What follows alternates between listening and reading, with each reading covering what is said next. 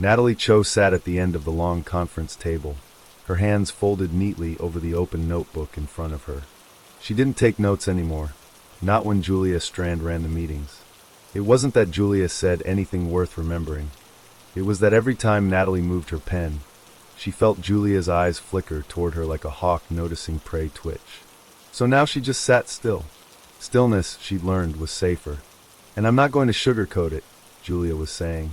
Her voice was crisp, practiced, every syllable slicing through the room like paper cuts.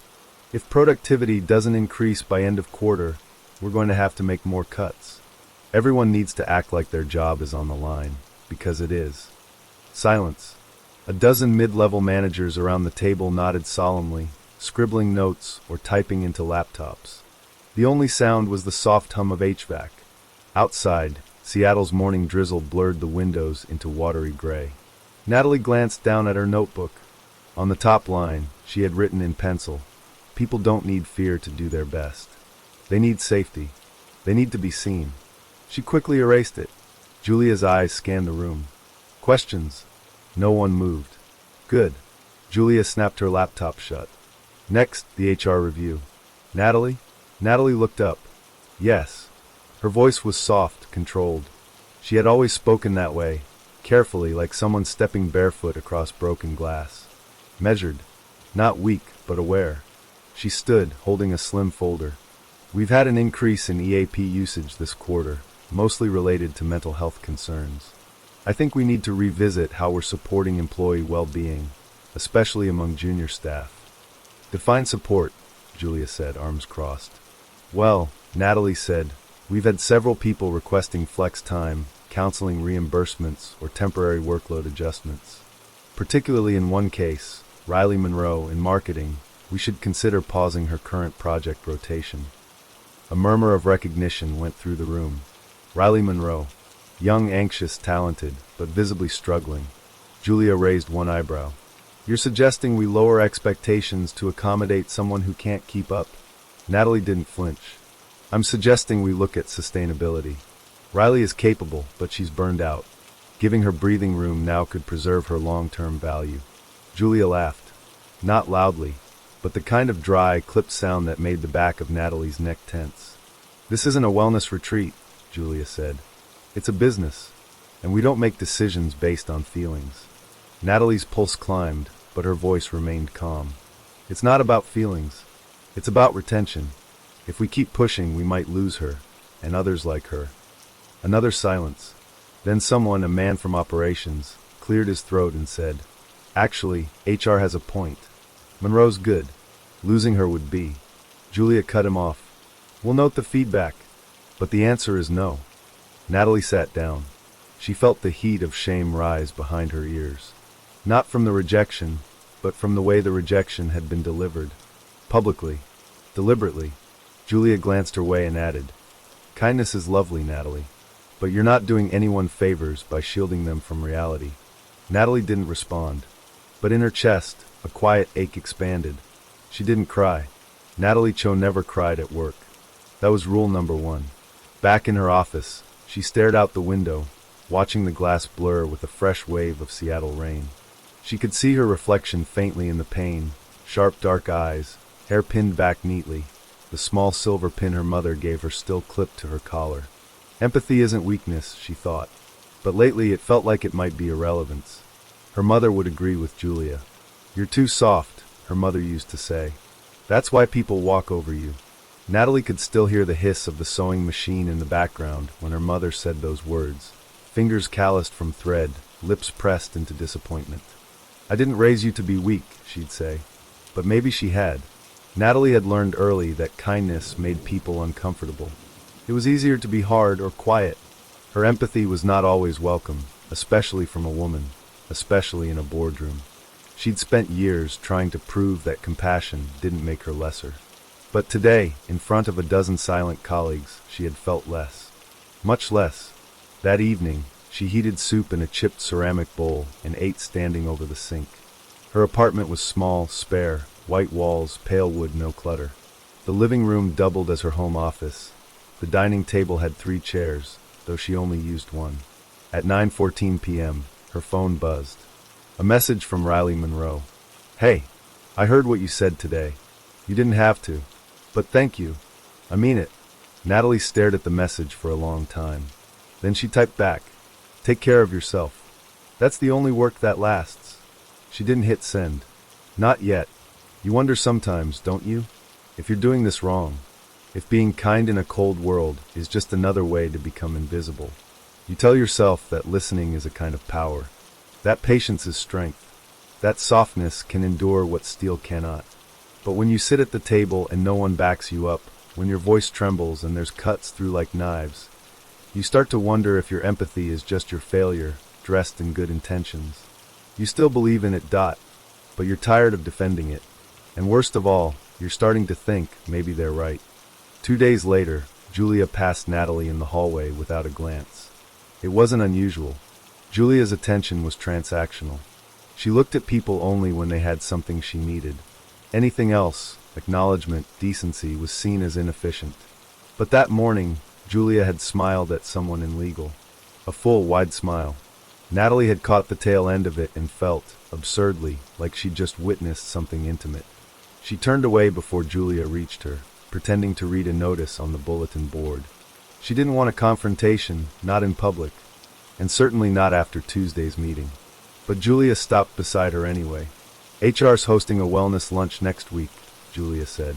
You should coordinate it. It's your area. Natalie blinked. The mental health speaker? Canned. Julia adjusted her sleeve. I want something lighter. Motivational. Maybe something about resilience. Resilience. Natalie almost smiled. That won't address the questions employees have been raising, she said quietly. Julia turned to her fully. Her voice dropped a register. Look, I know you think I'm the enemy, but I'm not. I've just been in this game longer than you, and I know what works. We don't build loyalty by enabling fragility. We build it by rewarding strength. Empathy isn't fragility, Natalie said. Julia tilted her head. No, but mistaking one for the other can cost people their careers. You should know that. Natalie said nothing. She didn't trust her voice to stay level. That night, Natalie dreamt of a hallway that stretched forever, every door closed. She wandered barefoot, calling names she couldn't quite remember, hearing only the soft echo of her own voice returning to her like apology. She woke up breathless, heart hammering, chest tight with a weight she couldn't name. Back at work, things continued as usual. Which is to say, nobody mentioned Riley Monroe again. Her project was reassigned. Her desk was cleared. It was as if she'd never existed. Natalie considered texting her again. She opened the message thread once, twice, 3 times in a single day. But each time, she just stared at the empty space where a blinking cursor waited, then locked her phone and turned it face down. She had nothing new to say. At the Friday stand-up, someone from the finance team made a joke about HR being too emotional. The room laughed. Natalie smiled politely. Her teeth felt like cardboard in her mouth. Later that day, a young man named Connor from the product team stopped by her office. She didn't know him well, just enough to remember he drank matcha instead of coffee, and once stayed late to help a colleague troubleshoot a scheduling glitch. Hey, he said, knocking lightly on the doorframe. Got a minute? Sure. He stepped in, holding a small notepad. I wanted to ask you something. About Riley. Natalie's spine straightened. Okay. Connor glanced behind him, then closed the door. His voice dropped. Did she quit? Or was she? She was let go, Natalie said gently. Why do you ask? Connor hesitated. We were friends. Not close, but she opened up to me a bit, about feeling overwhelmed. Like she was drowning and didn't know how to ask for help. Natalie folded her hands. She wasn't the only one. Connor looked at her, surprised. Riley asked for space, Natalie continued. Time to adjust. I advocated for her. It wasn't enough. He nodded slowly. I guess I don't know. Thought people here cared more. They do, Natalie said. Quietly, powerfully. But sometimes they don't know how to speak that care out loud. Or it gets buried. Connor's eyes softened. Thank you. For trying. I know it must not be easy. Natalie let herself smile. Not the professional one. A real one. No, she said. It isn't. But that doesn't mean it's not worth doing. He left her office with a short nod and a look of quiet reverence. That evening, she stood alone in the elevator, descending to the parking garage, and thought, this is what it means to be invisible and necessary at the same time. To be the net, not the ladder. The hand behind someone's back when they don't know they're falling. She wasn't sure if that made her proud or tired. Maybe both. At home, she called her mother. It was a rare thing. They didn't talk much these days. Her mother answered on the third ring. Natalie? Hi, Mom. A pause. Something wrong? No. Just wanted to say hi. Another pause. Then cautiously. Did you eat? Natalie smiled. Yes. What? Soup. Her mother sniffed, unimpressed. You don't cook anymore. You used to love it. I still do. Then cook. Real food, not soup. Natalie let the small criticism pass. Her mother had never mastered soft words. Love came laced with command. They talked a little longer. About the weather. About Natalie's cousin, who'd just moved to Portland. About her mother's garden. Before hanging up, Natalie said, You know, I've been thinking about what you used to say. About being too soft. A pause. I was hard on you, her mother said, voice barely above a whisper. I thought I was protecting you.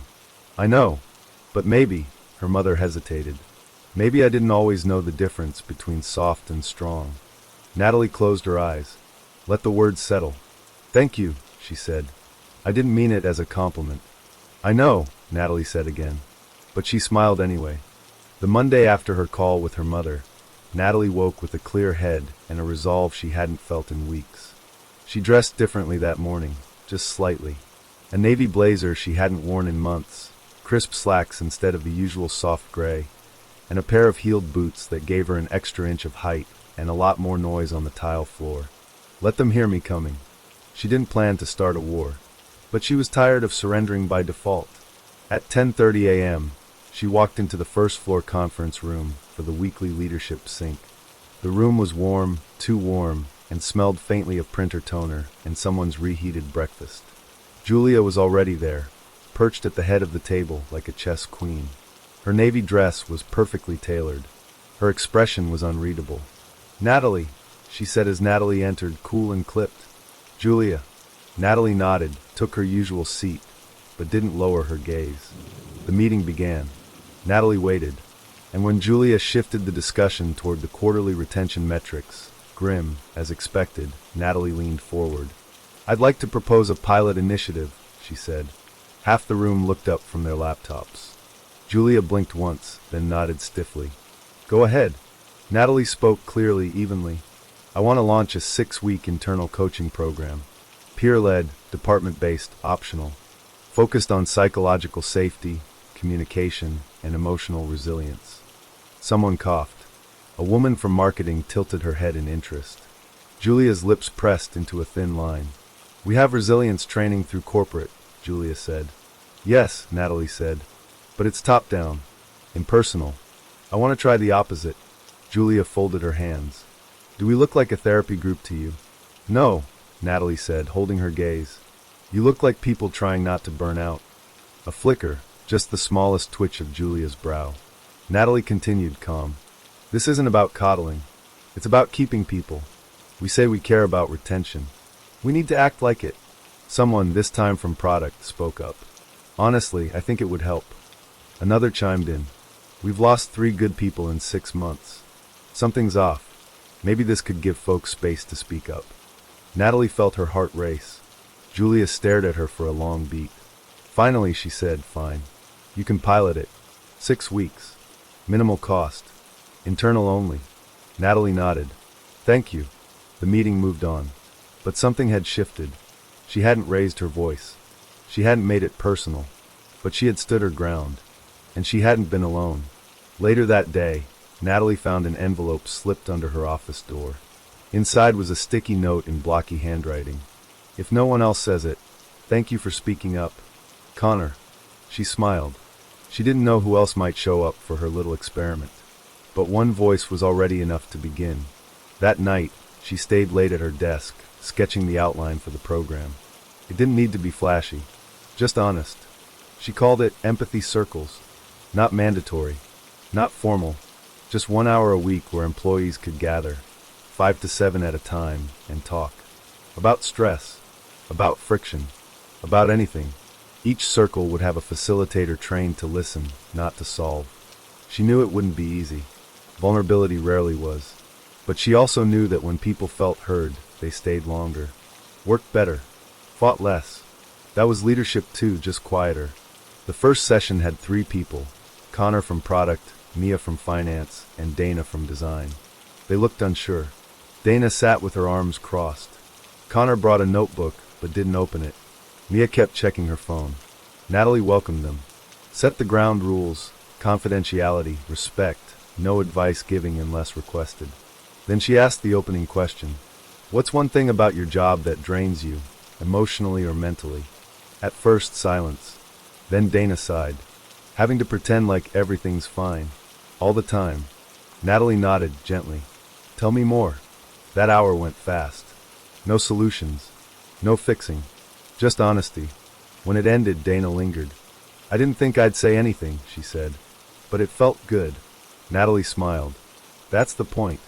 Julia's gonna kill you for this, Dana added, half joking. Maybe, Natalie said. But I'll die kindly. Dana laughed. Natalie walked home that night without her usual ache in the shoulders. The following week, 5 people showed up. Then 8. By week 4, there were 2 concurrent sessions. By week 5, someone asked if they could keep going even after the pilot. Natalie said yes. She was planning to anyway. She knew Julia was watching. The glances were subtle, but unmistakable. A twitch of disapproval here. A question posed too casually in a team-wide email. Julia didn't like things she didn't control. Natalie didn't care anymore. She had built something. Not flashy, not loud, but real. And real had a way of leaving marks, even where ink never touched paper. At week 6, Natalie received a calendar invite titled 1:1 Julia Strand. No subject, no notes, just a time and a room number. It felt like being summoned to the principal's office. She was 38 years old and a department head, but some hierarchies never quite stopped making your palms sweat. She arrived 3 minutes early. Julia was already there, typing something posture perfect. Natalie, she said without looking up. Julia. A pause. Then Julia closed her laptop, leaned back, and folded her arms. You've made an impression. Natalie waited. This empathy circles thing, Julia said. It's spreading. I know. People are talking. They always do, Natalie said. We just usually don't hear it. Julia's expression was unreadable. You really think this soft stuff is going to fix retention? No, Natalie said. But it might make people feel like they matter. And when people feel that, they stay. Or at least, they leave for the right reasons. Julia drummed her fingers on the table. You know, I used to think like you. That caught Natalie off guard. I was all about listening, Julia continued. Making space. Empathizing. Until it burned me. What happened? I gave too much, Julia said. To people who didn't want to carry their own weight. I ended up cleaning their messes. Taking their blame. Eventually, I decided it was better to lead with logic. That sounds lonely. Julia shrugged. It's efficient. They sat in silence for a moment. Then Julia said, but I'll admit, the people who show up for you, they look steadier, less bitter. Natalie tilted her head. Maybe they just needed a place to be human. Julia didn't respond. Finally, she said, keep the program running. You'll need to justify the metrics at quarter end. Of course. Julia opened her laptop again. We're done here. Natalie stood, paused at the door. Julia? Yes. Even if it hurt, you were probably a good leader back then too. Just different. Julia didn't look up, but her fingers stopped typing. Just for a moment. The circles kept growing. By the end of the 8th week, there were 5 running every Tuesday and Thursday, some at lunch, some in the early evening. Natalie no longer facilitated all of them. She didn't have to. A few volunteers had stepped forward, Connor, Dana, even a mid-level manager from engineering named Marcus who used to scoff at touchy-feely initiatives. People were talking, not loudly, not performatively, just honestly, which, in a company like theirs, was nearly a revolution. One Tuesday afternoon, Natalie received an anonymous note in her inbox. Handwritten, on yellow legal pad paper. I haven't said a word in the circles, but being in the room where people speak like that, it changed something. I started sleeping again. I stopped drinking at lunch. I called my sister after 2 years of silence. So no, I don't have much to say out loud, but I still wanted to say thank you. No name, no return address. She read it 3 times, then folded it and slipped it into the back of her notebook. It wasn't about ego. She didn't need credit, but it reminded her silence didn't mean apathy. Sometimes it meant reverence, or simply healing in progress.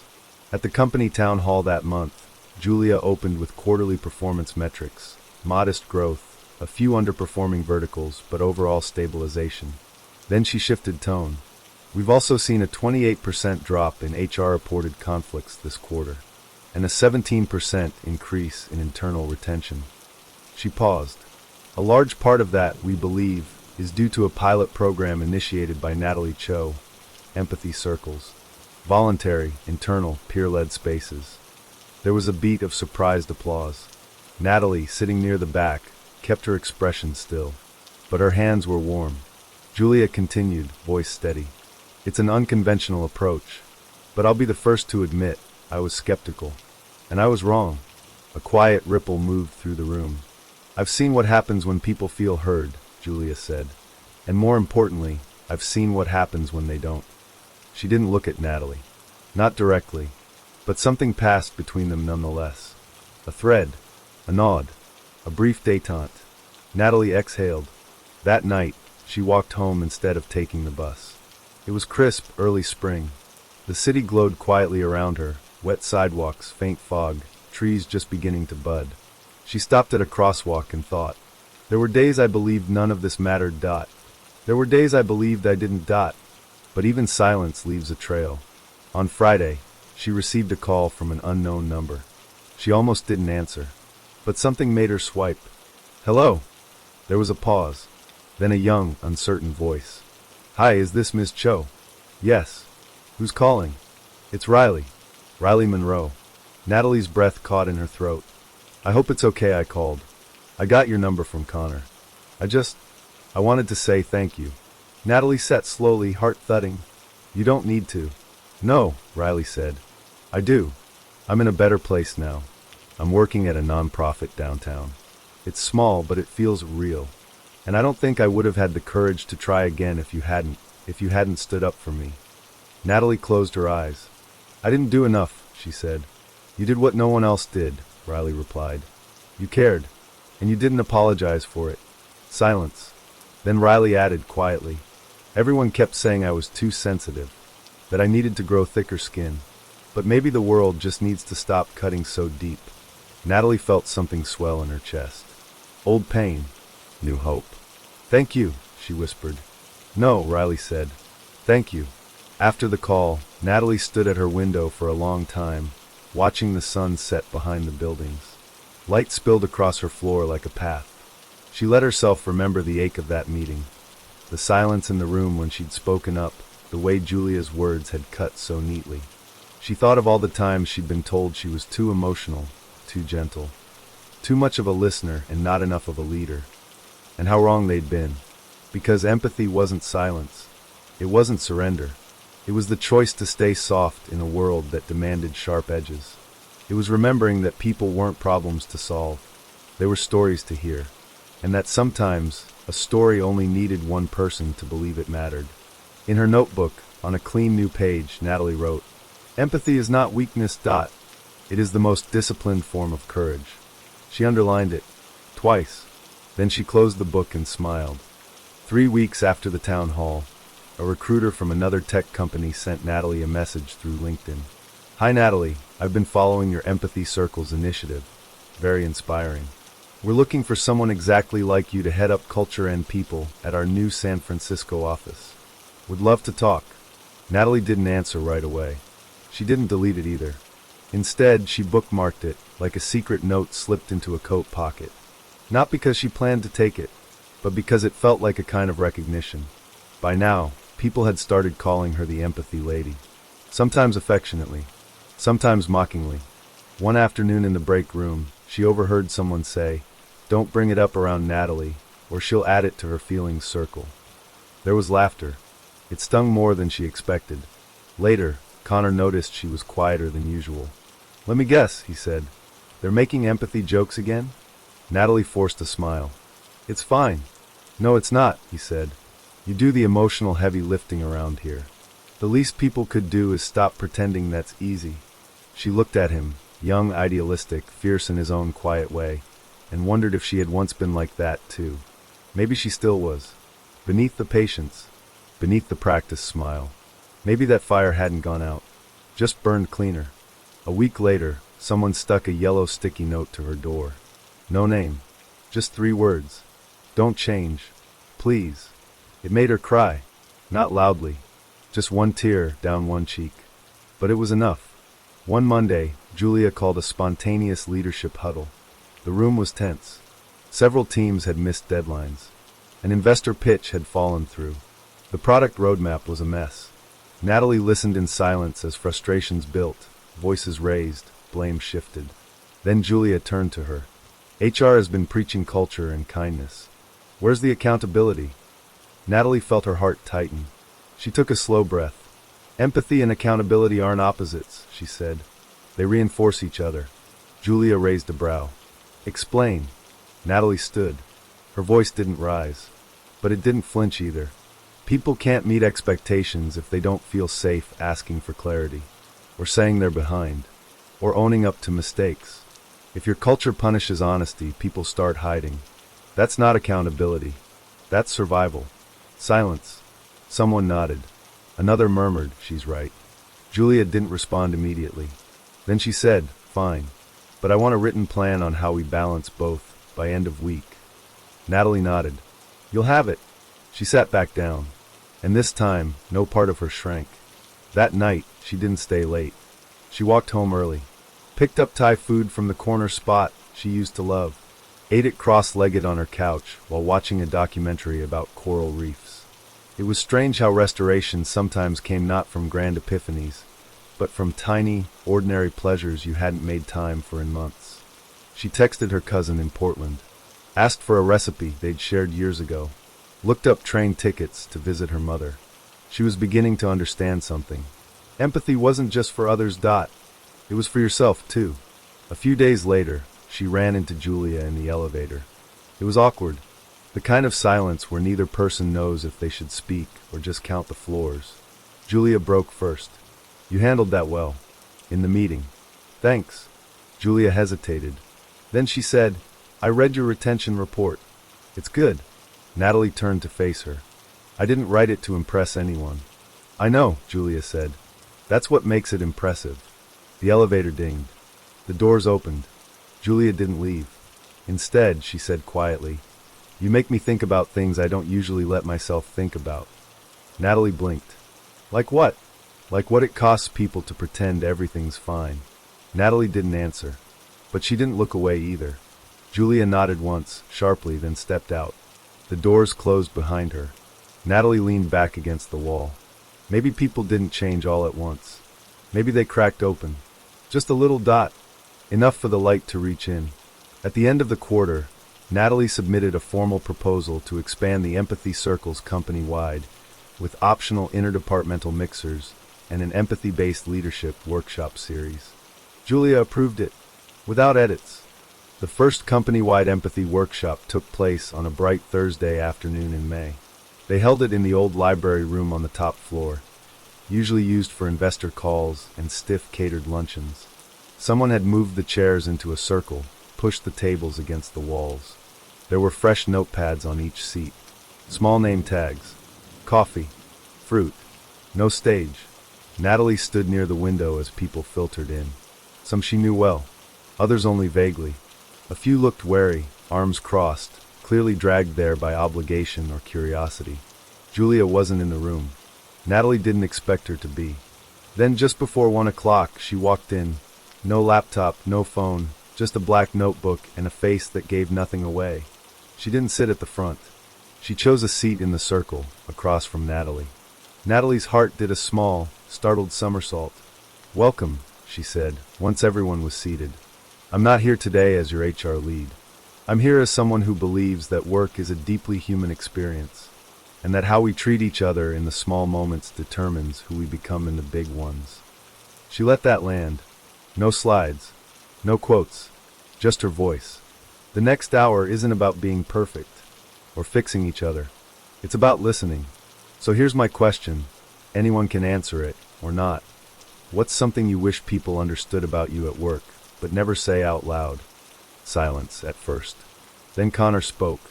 I wish people knew I'm not as confident as I seem. That I second-guess every email I send. Every line of code. A few nods. Dana from design added, I wish people knew that when I go quiet in meetings, it's not because I don't care. It's because I'm afraid of sounding stupid. A man from finance said, I wish people knew I'm grieving. My dad passed last month. I've been coming in every day like nothing happened. But I feel like I'm underwater. The room shifted. Breath deepened. Eyes softened. Natalie looked across the circle and saw Julia watching.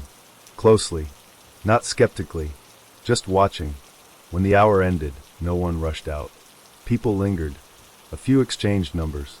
Some sat in quiet pairs, still processing. One woman hugged a colleague she hadn't spoken to in months. Julia stood and approached Natalie. That was unexpected. In a good way? Natalie asked. In a real way, Julia said. She didn't smile. But she didn't walk away either. Over the next weeks, empathy became less of a buzzword and more of a baseline. Meetings changed tone. Performance reviews included collaborative feedback moments. Peer-to-peer mentoring grew. Natalie trained a small cohort of new facilitators to keep the circles going, even if she wasn't there. That part surprised her. How okay she felt imagining that the thing she built might one day run without her. Maybe that was the point. Empathy wasn't about making yourself essential. It was about making care sustainable. One Friday, as the company closed for the long weekend, Natalie found a small box on her desk. No name. Inside, a pair of earrings, delicate gold leaves, and a note. You showed me it's possible to lead without raising your voice, or hiding your heart. I've watched you longer than you knew. I used to think strength meant being cold. Turns out, I was just scared. Thank you. The signature in looping script, Julia. Natalie sat very still. Then she put the earrings on, and smiled. It had been nearly a year since Natalie had spoken with Riley Monroe. But when she received the invitation, she felt her chest bloom with quiet warmth. Subject, Riley's art show, Saturday 6 p.m. Asterisk, you once told me I didn't need to apologize for feeling too much. I built a whole exhibit around that sentence. I'd love for you to see it. Asterisk. RM. Natalie stood in front of the gallery that evening wearing a dark green coat and a quiet kind of hope. Inside, soft music played and walls bore canvases with vivid, emotional images, bright reds, muted purples, brush strokes that screamed and whispered at the same time. One piece stopped her cold. A faceless woman, seated in a glass room, surrounded by blurred silhouettes. Everyone around her was in motion, blurred, rushed, pointing, typing. The woman sat still, but not passive. Her hands were open, her spine straight, her chest lit faintly with gold. A small plaque beside it read, She heard me anyway, Riley Monroe, 2025. Natalie didn't realize she'd been holding her breath until Riley appeared beside her. It's you, she said softly. Natalie turned. I wasn't sure, but I thought maybe. Riley smiled. Her eyes were clearer now, no longer glassy with fatigue. She looked like someone who'd come home from a long walk through a storm. It's not just you, Riley said. It's what you stood for. Still stand for. They stood in silence for a moment. Then Riley added, You gave me room to stay human. Everyone else wanted me to disappear or become harder. Natalie nodded. I didn't do enough. You did the hardest thing, Riley said. You saw me. That doesn't happen much. They hugged. A long, real hug, without apology or small talk. Later, Natalie sat on a bench near the window of the gallery, watching strangers move gently between paintings. She heard snatches of quiet conversation. This one feels like a memory I forgot I had. I love how raw this is. Is that her story or mine? She realized something. Empathy didn't always look like an open door. Sometimes it looked like a mirror. Sometimes a map. Sometimes a bench beside someone who thought they were walking alone. When Natalie returned to work on Monday, she found a small card tucked under her keyboard. To HR from someone who stayed because of you. Asterisk, I used to think being heard was too much to ask. Turns out, I was just asking the wrong people. Asterisk. No signature. No need for one. At lunch, Julia stopped by Natalie's desk. She held up a brown paper bag. Korean dumplings. From that place on 4th you mentioned. Natalie raised a brow. You remembered? Barely, Julia said. But I'm trying. She sat down across from Natalie. For a moment, they just ate. Then Julia said, You know, people still say you're too soft. Natalie smiled. I am. Julia nodded. Good. I'd hate to see you become one of us. Natalie looked at her, really looked. You're not who you were when we met. Julia opened her mouth to argue, then stopped. I'm trying, she said again. Does that count? Natalie raised her chopsticks. In my book, it's everything. They ate quietly. This too was empathy. Not a fix, not a finish, but a beginning. By late summer, Natalie had become someone people sought out, not just for HR issues, but for questions they didn't know how to phrase. Asterisk. How do I tell my boss I'm not okay without sounding like a liability? Asterisk. How do I lead without faking confidence I don't have? Asterisk. How do I forgive myself for burning out? She didn't always have answers, but she always listened like the question itself was sacred, and often that was enough. One Tuesday, a new hire named Margot lingered after orientation. Late 20s, bright eyes, a bit stiff in posture, like someone trying very hard to belong. She hesitated in Natalie's doorway. Can I ask you something? Natalie set aside her tea. Of course. Everyone here seems calm, Margot said. Natalie smiled. They're not. Margot laughed nervously. No, I mean, it feels different from other places I've worked. I can't tell if it's real, or if it just looks better from the outside. Natalie leaned forward. It's real, but it's not effortless. She gestured to the chair across from her. We work at it. Every day. Empathy isn't natural for everyone.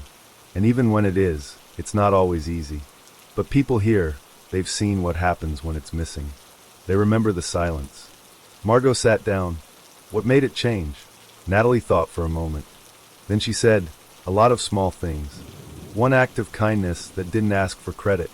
One person who dared to stay soft when it was easier to go numb. And you? Margot asked. What made you keep going? Natalie looked out the window.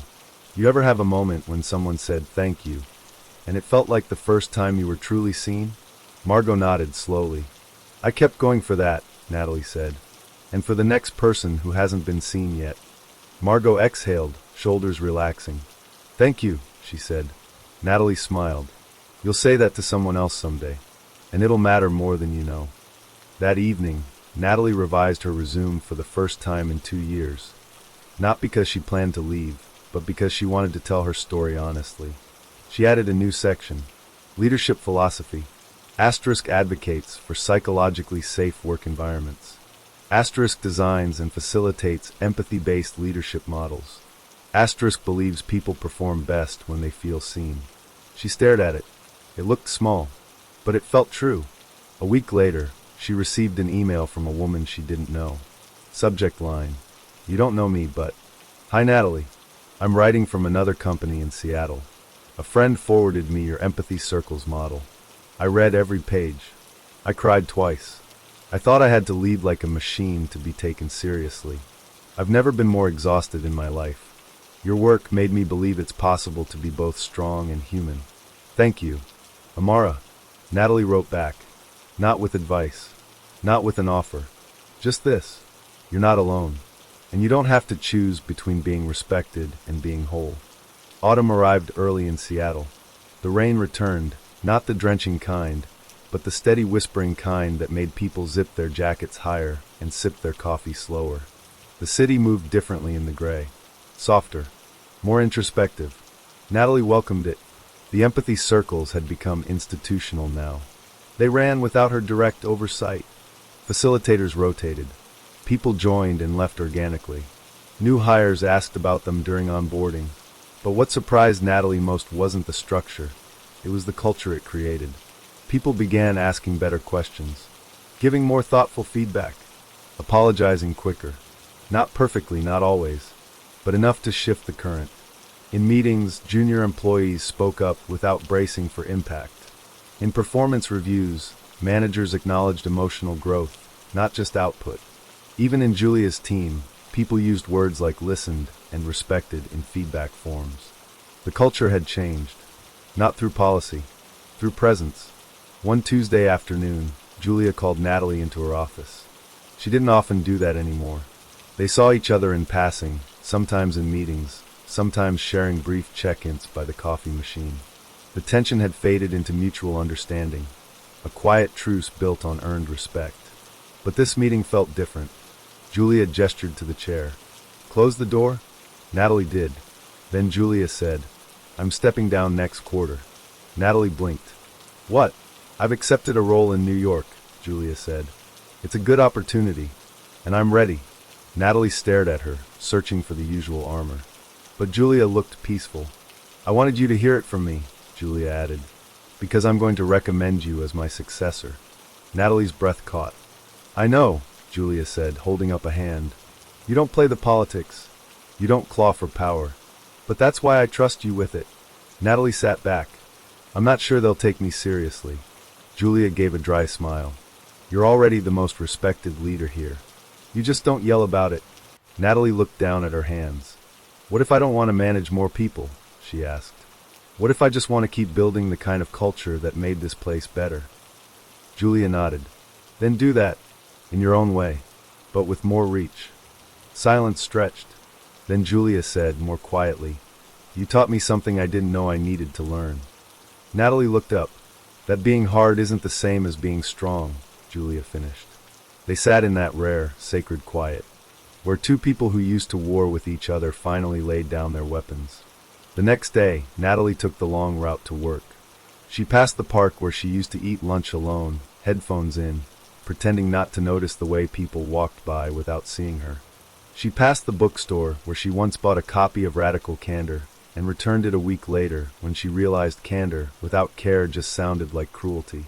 She stopped at a bakery she hadn't visited in years and bought 2 croissants. One for now, one for someone else. She arrived at the office and walked past her old self. The one who used to think kindness made her dispensable. The one who apologized for being quiet. The one who thought strength had to be proven by becoming someone else. In the elevator, a junior employee stepped in and gave her a shy smile. "You're Natalie, right?" "Yes." The girl hesitated. I just wanted to say, I joined one of the circles last month. I didn't say anything. I just listened. But it made me want to stay. I was thinking of quitting." Natalie smiled. "I'm glad you stayed. People like you," the girl added. "They make places feel safe." Natalie said, "People like you make it worth doing." Later that afternoon, Connor stopped by her desk. He was older now too. A little more worn, a little more wise. They had walked the road together in ways neither of them had fully noticed until now. "You heard about Julia?" he asked. Natalie nodded. "They'll offer it to you," he said. "Maybe. You'll say yes." She didn't answer right away. "I'll say yes to whatever keeps the right things growing," she said finally. Connor grinned. "Classic you. Empathy doesn't scale easily," she said. "But that doesn't mean we shouldn't try." That evening, she walked home in the rain. Not hurried. Not hiding. Just open to it, letting it fall on her like grace. The promotion came quietly. No announcement party. No champagne flutes in the break room. Just a morning email from the CEO and a new nameplate on her door. Natalie Cho, Vice President of People and Culture.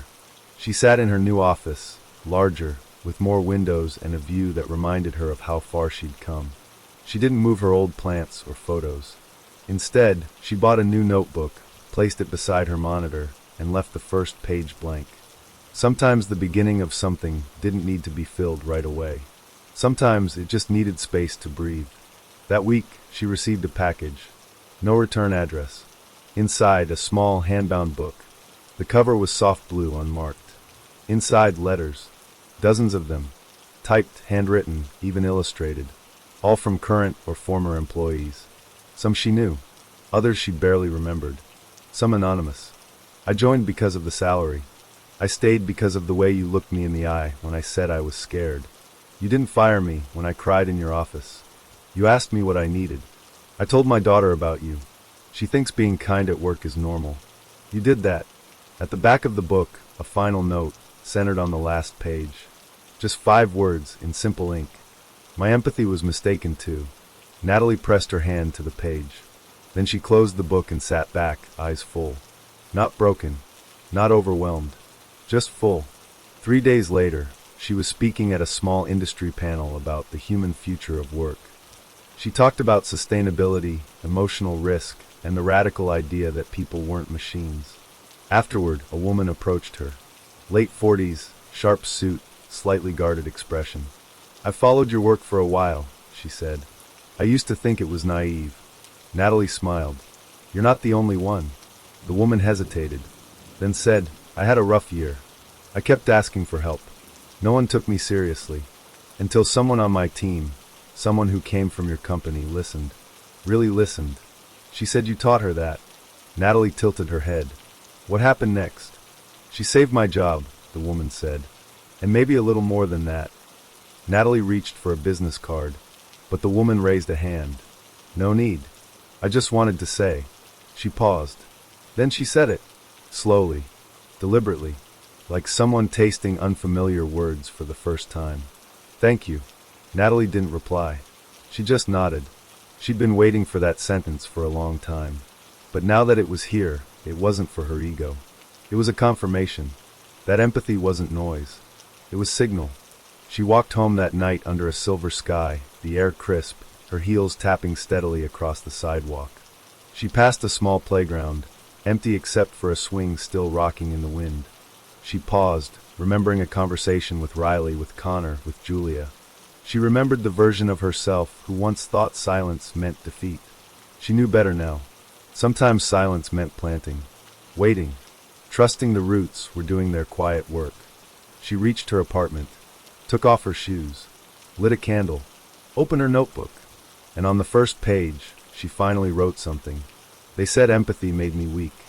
Until she said thank you, ***. She smiled, and began to write what came next.